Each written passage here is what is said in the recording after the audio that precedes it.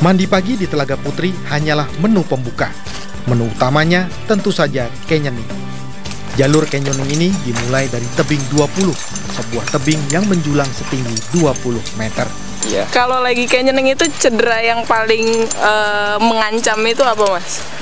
Sebenarnya kalau misalnya untuk resiko cedera itu mungkin kram karena dingin, terus terpeleset kayak gitu. Cuma untuk kondisi seperti ini biasanya resiko banjir bandang yang paling menakutkan. Karena ini posisinya berada di hulu sungai itu saat bagian atas itu hujan, kita nggak tahu, nggak bisa memprediksi. Tahu-tahu biasanya udah langsung debit airnya naik dengan cepat gitu. Cara membaca banjir bandang itu gimana, Mas?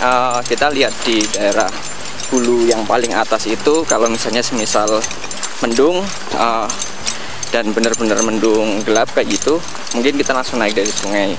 Terus kalau misalnya perubahan warna air juga biasanya terjadi sedikit lebih keruh kayak gitu. Terus terutama ada puih-puihnya. Nah itu. Oke. Kalau seperti itu kita langsung naik juga.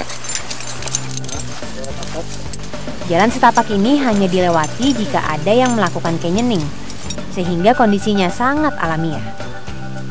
Sepatu yang saya gunakan justru membuat saya sering terpeleset, karena telapak sepatu yang keras bertemu dengan lumut licin di permukaan batu gunung. Tak terhitung berapa kali saya terpeleset selama menuju tebing 20. Tak heran, kedua teman saya, Mas Isro dan Mas Sardi, meminta saya menggunakan helm dan life vest sejak berjalan menuju entry point dan bukan hanya saat melakukan kegiatan. Untuk mencapai dasar lembah, kami harus turun menggunakan seutas tali. Kegiatan ini disebut rappelling, yang sebenarnya adalah kebalikan dari proses panjat tebing. Rekan-rekan saya langsung mempersiapkan ikatan untuk menahan beban yang disebut rijik.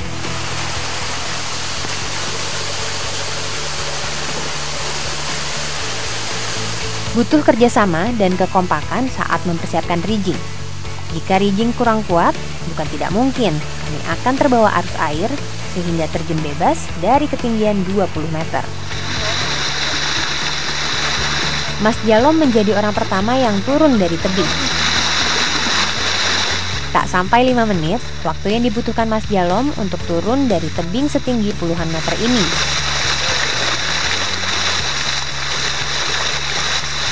"20 meter terlihat sangat tinggi dari atas. Sepanjang perjalanan ke dasar lembah, saya terus berusaha mencari pijakan. Tapi, hampir semua batu sangat licin. Apalagi air terus tercurah dari atas. Lutut saya beberapa kali terbentur batu karena saya berpijak di tempat yang salah. Tiba-tiba saya merasa stuck atau kesulitan bergerak.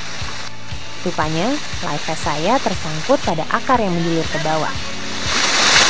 Kayaknya saya tersangkut akar ya. Berapa?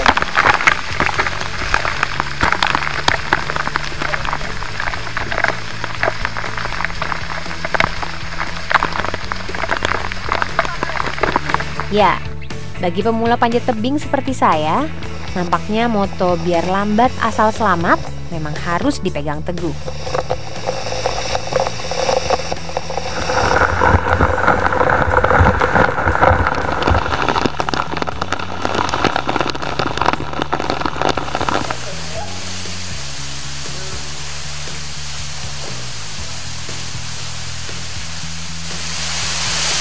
Saya baru saja berhasil turun dari ketinggian 20 meter menggunakan teknik rappelling dari atas sana.